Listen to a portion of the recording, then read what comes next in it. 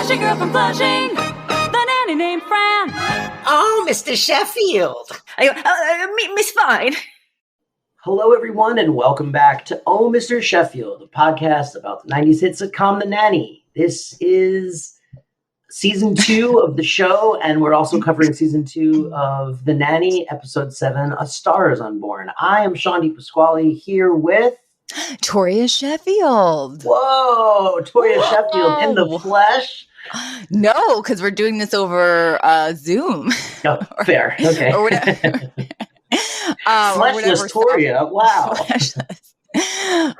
Totally fleshless. My first note, I just have to say in all caps, is HBO Max has still not corrected the order of these episodes. This is listed as the season 1 finale. Yeah. Which is crazy because it's the 7th episode of the second season. And I'm just putting it out there. Yeah, no. So if you're confused at all, we are right. HBO Max is wrong. This is season 2, episode 7 episode, A Star is Unborn. It is directed by the great Gail Mancuso and written by Pamela Eels and Sally Lapidus, who've written a bunch of good episodes in the past. So.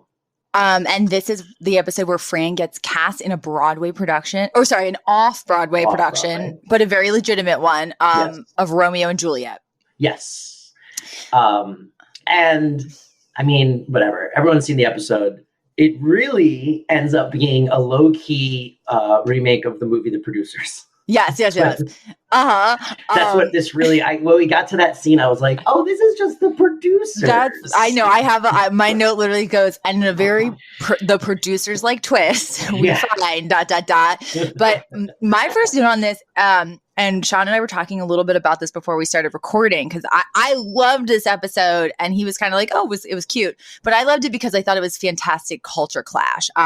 Because we get the British characters on the show just nerding out so much over Shakespeare, and then we get to see that against Fran, who literally is trying to recite these lines, and she has no idea what she's saying, utterly confused, and then we get their abject horror at how awful she is at Shakespeare, which I really enjoyed. And really the key to performing Shakespeare is you have to have a deep understanding of the words, because the words are so archaic and because the phrasing is so, because it uses iambic pentameter. Like if you don't really understand the context behind every single word, then it does seem like gibberish. Mm-hmm. And you have no idea how to put the correct emotion behind the correct words. You end up just reading words.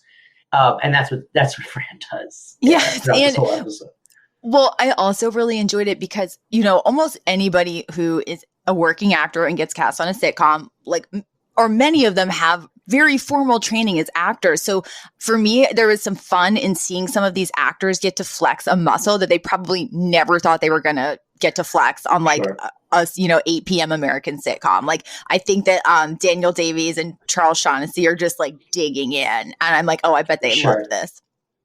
But so in terms of what actually happens in this episode, we start at the mansion, and Mr. Sheffield and Cece are talking to this very big time, avant-garde director named Philippe. And it's revealed that Philippe is going to do he's going to do a Romeo and Juliet off-Broadway show where he has changed the ending to make it happy. So basically, he's like, yes, we're going to follow Romeo and Juliet up into heaven. And Mr. Sheffield, he literally looks just horrified. And he's like, you're rewriting Shakespeare. And I think Philippe's exact line was no, we're not rewriting. We're just adding some scenes and taking out some we don't. We're just adding some scenes we like and taking out some we don't, which is the cliche, perfect Hollywood talk way of saying we're rewriting it, which is we're taking out a bunch and we're putting a bunch in. And yes, the very English Mr. Sheffield really doesn't want anything to do with this off-Broadway production. But basically, while in conversation, Philippe says something like, yes, and I'm looking for an unknown to play my Romeo and Juliet. I want people who have a distinct voice. And no sooner does he say that, does Fran come running down the stairs while yelling up the stairs, it's in the medicine cabinet between the corn pads and the Monistat 7. and then she gets to the bottom of the stairs. He looks at her and he's like, I've found my Juliet. And that's like the big setup for the whole episode. It happens even before the opening credits.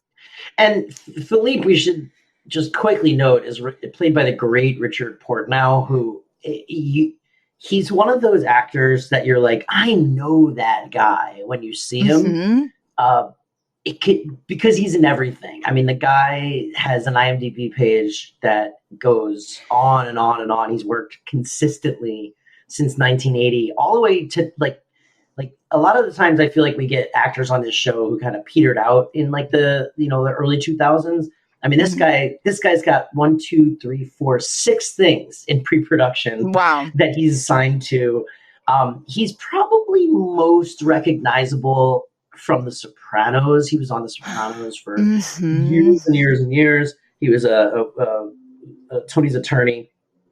Yeah, and then kind of ironically, since this is sort of a like homage to the producers, he has a Mel Brooks vibe. Yeah, he does. And so it works out really well. And then so the B plot and much less significant thing going on during this episode is Maggie really, really wants to go to this party, this weekend party in the Hamptons where there's not going to be any parents. Yep. And she's like trying to kind of scheme how she's going to get her father's approval. And I just have this note where I was like, did you have stuff like this happening in high school? Because I feel like stuff like this was happening. But again, I went to this like private prep school in DC. And there was this pretty big class divide there. And I kind of considered that like the rich kid stuff. like truly it did happen, but with this sort of like culture that I wasn't a part of. And that me and my parents and my friends' parents would have just like never allowed us to do something like that. Yeah, I mean, we didn't have like, I grew up in Florida. There was no like Hamptons. Say no more. Like there wasn't like a Hamptons equivalent in Florida of Sean's like teacher was an alligator. Yeah, that's true. My teacher was an alligator. How did you know? K through 5 alligator. But yeah, I mean, there wasn't like a Hamptons equivalent in Florida, really, of like a place where like we all want to go that's like too expensive for us to afford to be able to go. That just didn't exist, really.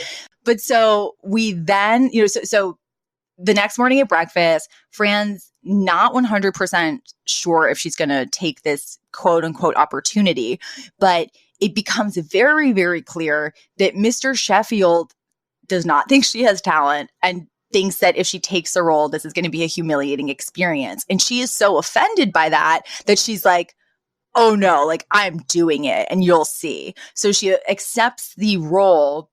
And then we get this really, for me at least, really enjoyable sequence where she is rehearsing and she's at the house, like practicing her lines. And she asks first Niles to be her scene partner. And he's just like chewing up the scenery because he's just, running with this and relishing his own line. So she's like, get out of here. I think at one point she's like, if you put an apple in his mouth, we could roast him at a luau, meaning like he's too much of a ham.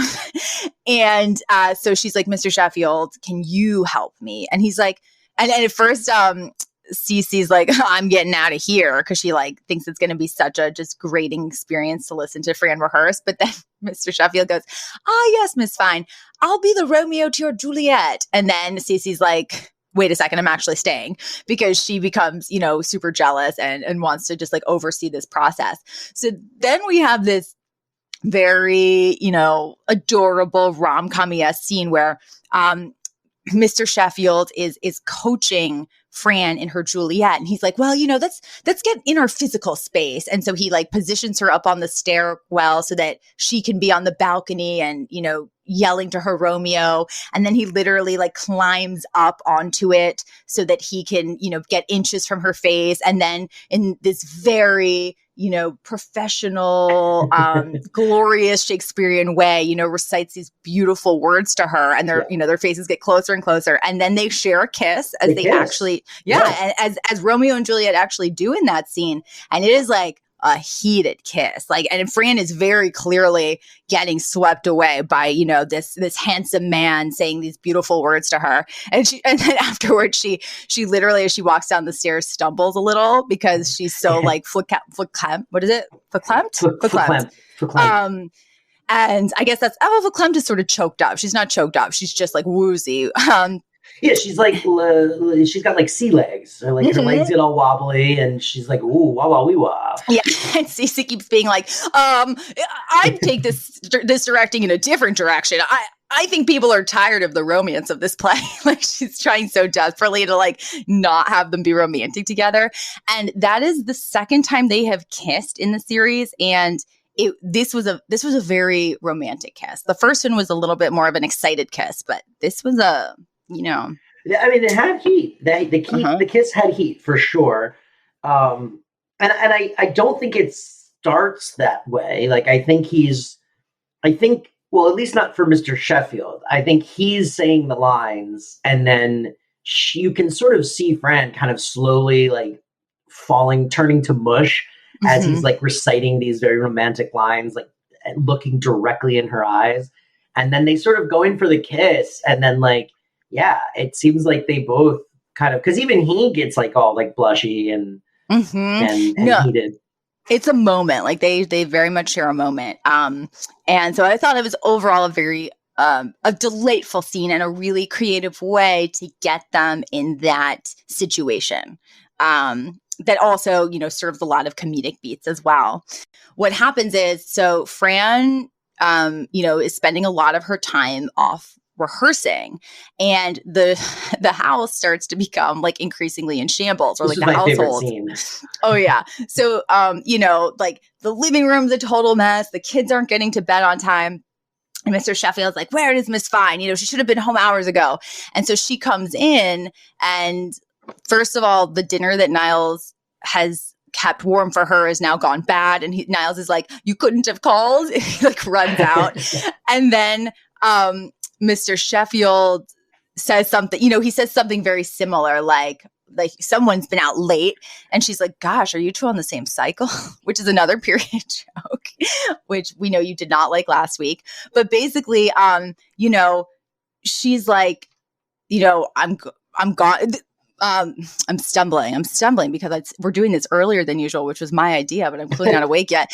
But basically they get in this very, husband wife, like beleaguered wife fight where Mr. Sheffield's like, like, why were you out so late? And she's like, well, I was at rehearsal. And he's like, I called, rehearsal ended at 8. And she's like, well, I went out with some of, the cast. And he's basically like, oh, well, I'm here slaving away. And, the house is in shambles. And they just have this very husband-wife fight, but where in certain ways, he's the stereotypical wife who's jealous. And in certain ways, she is, the wife who finally has sort of like found her thing and isn't home as much. And the husband is getting really he's like falling apart over it. Yes. Yeah. Yes. Because at one point, she's like, oh, all you want me to do is take care of these kids. And he very reasonably yells, well, you are the nanny. And she's like, and that's all you want me to be.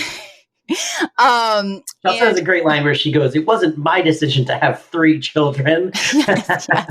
And it kind of culminates with her yelling that, oh no, because then she's like, you're just jealous because Philippe recognized my talent when it was right under your nose and you're just mad at yourself. Yeah. And he's like, oh, that's preposterous. Like, you don't have any talent. And she's like, oh, I'm staying at my mother's. And he's like, don't bother. I'm sleeping on the couch, which like doesn't even make sense because they don't even share a bedroom, but they just get so lost in their own couples fight that they lose all sense of like context. And then Niles comes in and watches it unfold, and they both run out in opposite directions. And he goes, it's always the butler who suffers. But so they're in a fight and they're not talking. Well, you also missed, the kids don't really get much to do in this episode. In fact, there's a whole scene at the dinner table where the kids literally only Maggie talks. The other ones are there. They say nothing. And I was like, that was a bit of a boring day. But then you get this great scene. It's sort of at the top of the scene of Mr. Sheffield trying to like parent and Fran coming home late, where Gracie and Brighton are like running around like maniacs, like chasing each other around the room. And Brighton is like, I'm a monster, I'm gonna get you. And Gracie's like, I'm not scared of monsters. And then he goes, well, I'm a CC monster and I'm gonna marry your dad and send you to boarding school. And she goes, no. She screams in terror and runs in the opposite direction. And I really got a kick out of the fact that even the children are like terrified of CC ending up in their lives in any kind of permanent authoritative way. I loved it. I love that scene. I love that line so much. Yeah. I'm a CC monster. Okay, so then, yes, Mr. Sheffield and Fran have this huge blowout. And the next day, Cece excitedly comes running into Mr. Sheffield's office, and she reveals that she found out that Philippe wants this show to tank because he basically needs a tax write-off, and that's why he cast Fran. Yeah, and again, if you're not familiar with the producers, this is the part where it literally just becomes the plot of the producers, which the whole plot of that movie is these two producers that intentionally make like the worst show of all time with the hopes that it will tank when it premieres, and then they collect the insurance. Yes, and that show is the fake show in that real show is famously called Springtime for Hitler. If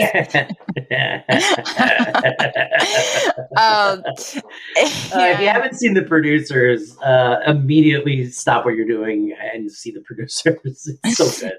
Yep. So, you know, at first, Mr. Sheffield is delighted by this news because he feels very vindicated. He's like, yes, he's like, I knew she didn't have talent. Like, I knew I wasn't crazy. But then it suddenly dawns on him what this is going to mean for her. And he's basically like, oh no, like if we tell her, she's going to be crushed. But if we don't tell her, she's going to be humiliated. And Cece's like, yes, it's a win-win. but Mr. Sheffield's clearly, you know, even though he's technically in a fight with her, he's actually like instantly sort of become sobered up about this, and he's no longer, you know, angry at her. He's actually very conflicted and feels terrible for her. And then we cut to this amazing sequence that has a lot of physical comedy where we see Fran at the actual rehearsal, and they're specifically rehearsing Romeo and Juliet's death scene, and they just let Fran go 110%. You know, she is like, it's the scene where she wakes up and Romeo's just killed himself and she's supposed to stab herself with the dagger. And it's so Lucille Ball. It's like, she's like, ugh. We should also note, Peter Mark Jacobson, co-creator of the show, and at this time, Fran's husband, real life Fran's husband, plays Romeo in this scene. And it does a great job, honestly. Like, I was like, oh, he's a good actor. Like, he gets some really funny lines. He delivers them like really well. And then does a good job of seeming like a serious actor who is like truly playing the Romeo part. Like he does like a good performance as he like, you know, drinks the poison and like dives across her. And then Fran gets up and just like, I mean, talk about ham, like just hams it up. And it's great. It's such a great, she's like, ooh, like dancing, like, you know, sort of like stumbling back and forth across the stage as she like very slowly, arduously dies from this self-inflicted stab wound in like the cheesiest possible manner.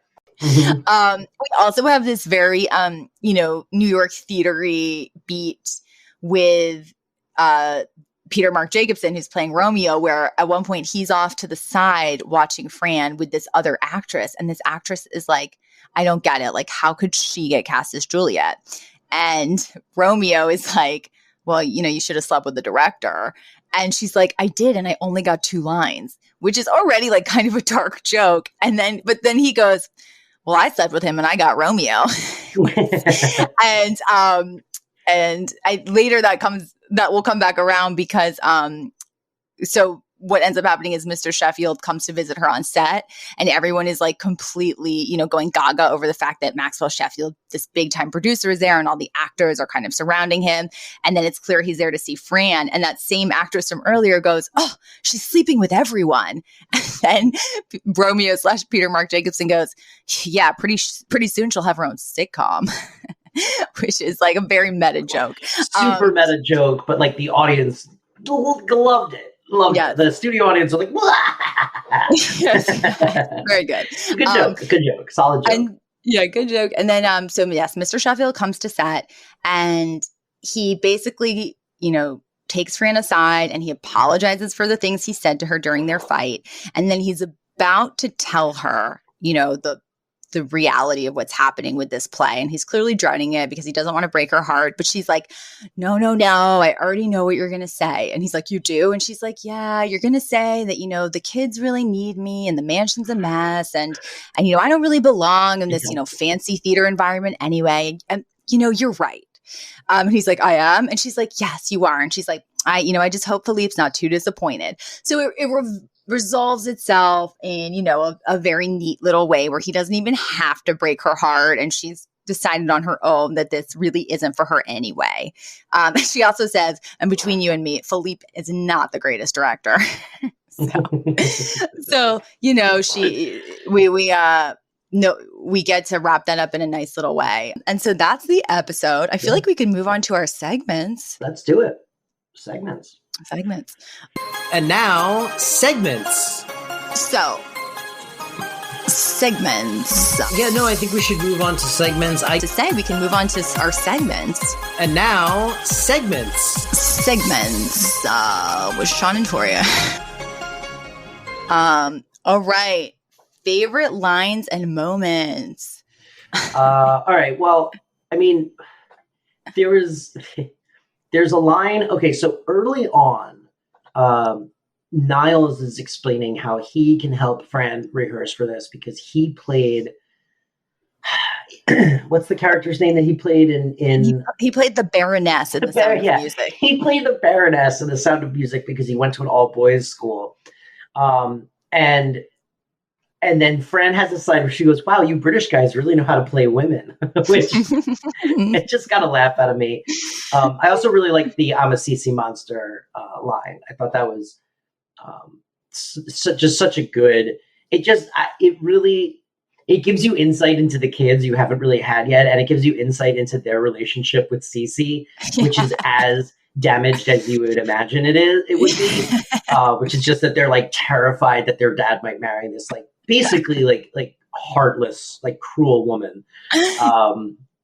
I thought that was great. And then like honestly, the entire exchange between Fran and Mr. Sheffield in their sort of like Fox like you know, like married couple argument. Yeah, I thought all of those lines were just like winners. It was like, yeah, I mean, at one point, he's clearly pouting so much that she worked late that he throws a stuffed animal at her back because, you know, and then he's like, sorry, like missed, as if he was trying to toss it into a bin. And then she just hurls something at him like very directly. And she's like, oh, me too. Like, they're literally throwing stuff at each other. Fran also has a great line that I don't know if you caught the reference, but it's after she's like, it's like later on after she's worn the harness and been like swung around the theater and stuff. She sits down and she's like, man, she's like, those harnesses really hurt.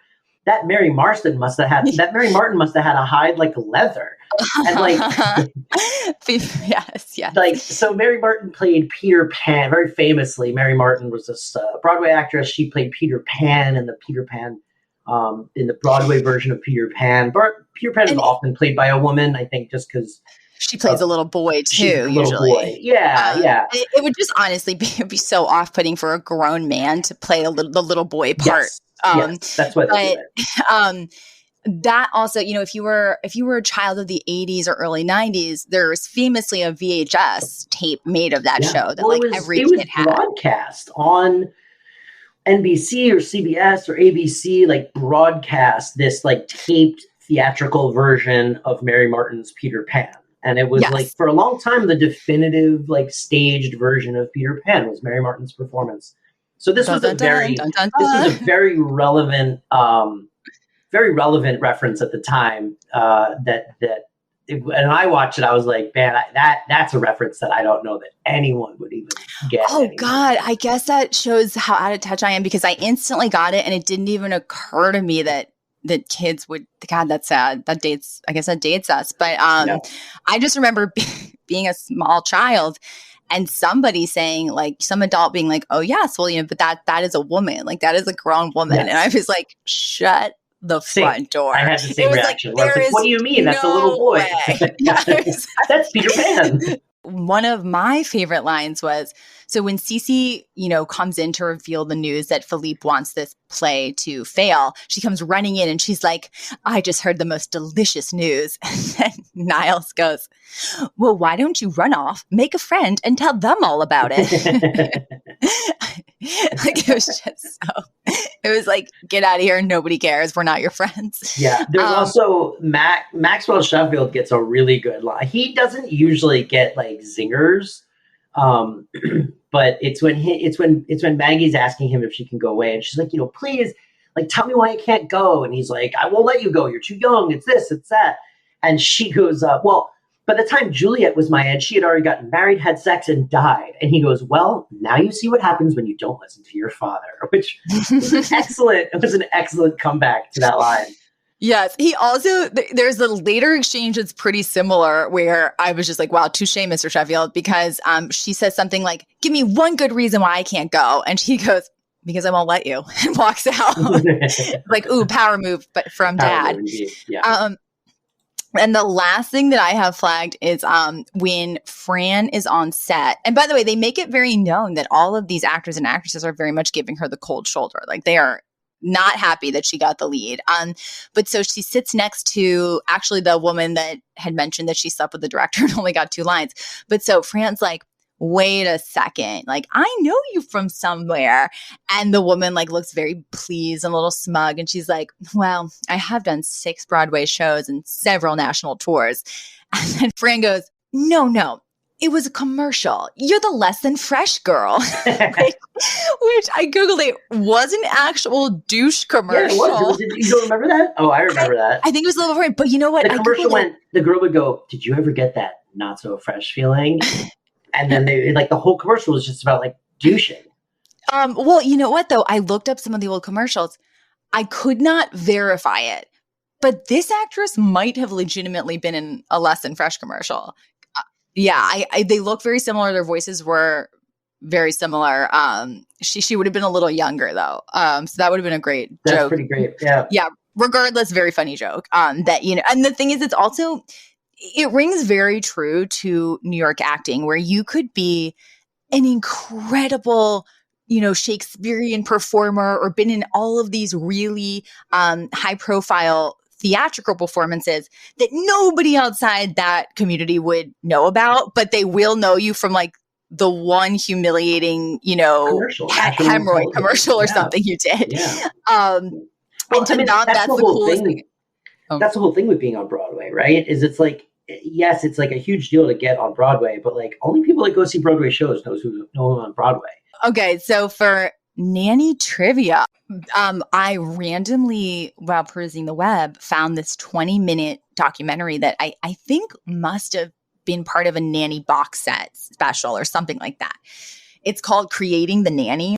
It actually has Fran Drescher and Peter Mark Jacobson recounting the casting process for casting their show, and kind of like talking about each role and what they really wanted and the kind of when they knew they found it in specific actors. And then it would sometimes cut to those actors recounting their experience. And one of the most interesting little fun facts that I found is, so Madeline Zima, who plays Little Gracie, you'll remember that we were very unsure about her performance in the pilot. We were like, she kind of is like doing this thing, she has this line where she's like, "You have no idea how complicated I am." And we were like, oh, like that's kind of weird for a kid. We're kind of glad she moved away from that.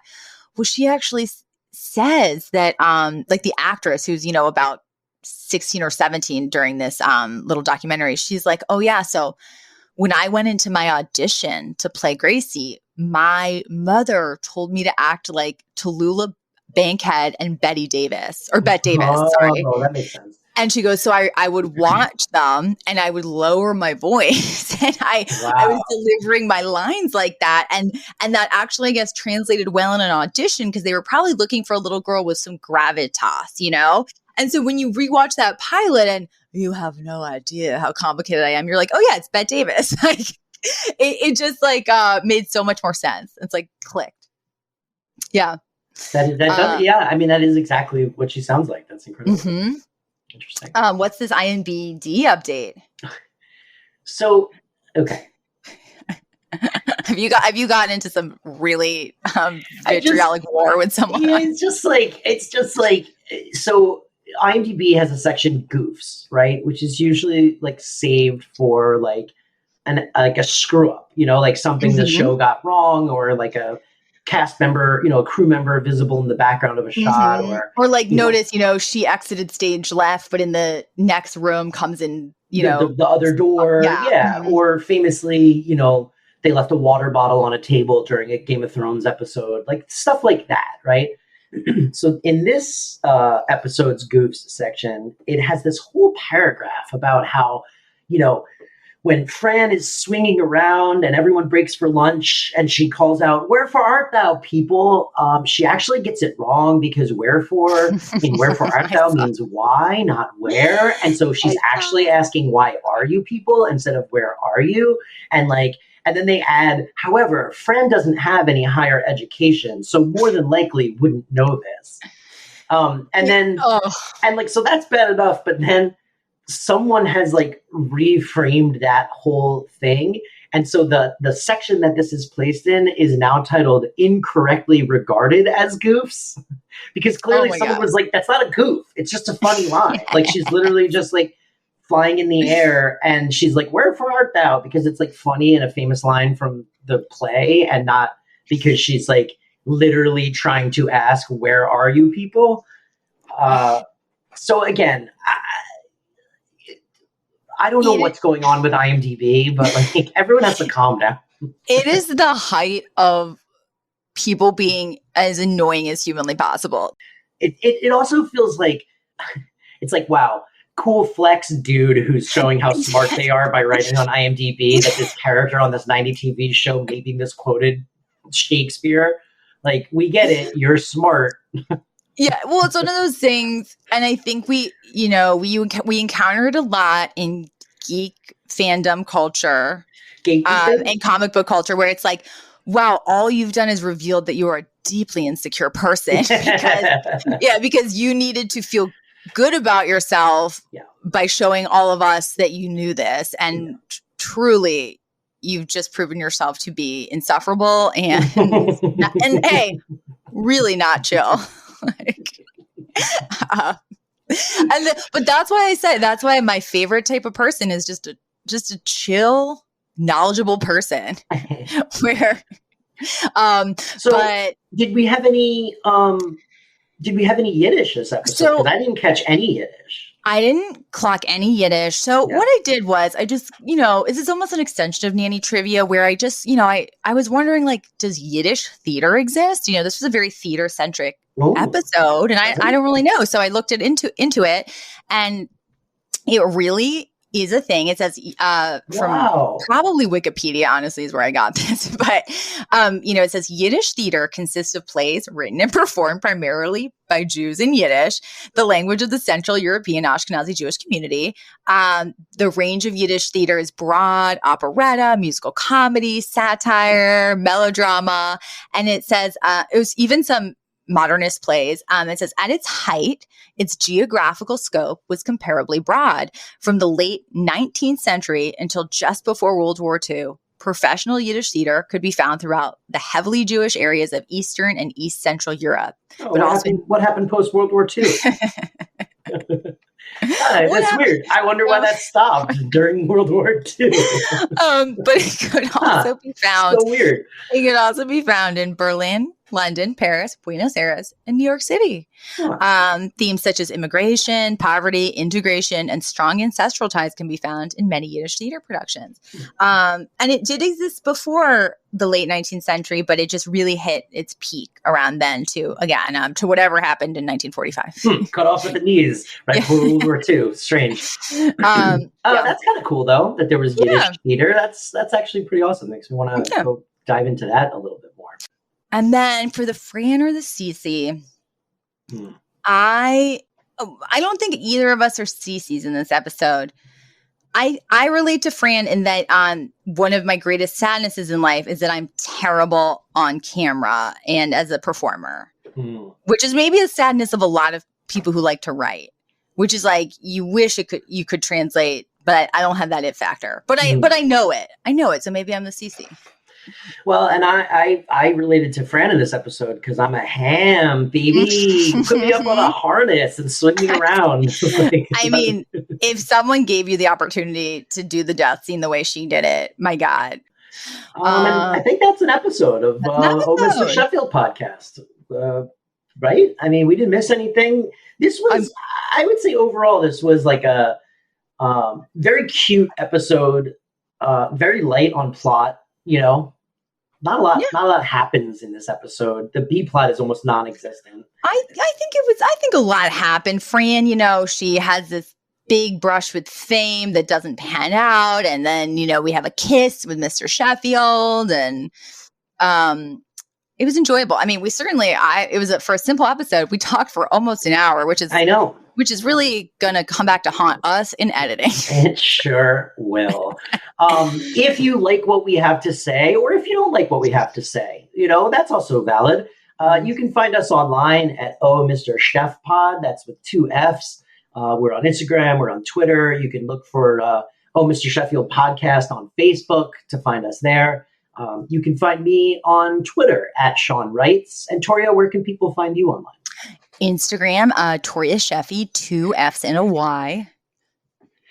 And, if you like the show, subscribe, leave a comment and a 5-star review on Apple Podcasts. That really helps other people find the show, and it validates me and Toria and makes us feel good about ourselves. So good. Just so good. That's right.